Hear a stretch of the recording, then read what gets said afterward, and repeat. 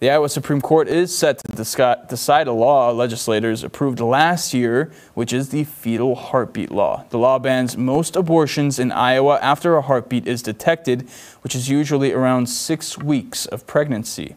A court injunction is currently blocking enforcement, and justices are scheduled to take up the law on April 11th. According to U.S. News and World Report, fetal heartbeat laws are already in place in places like Georgia and South Carolina.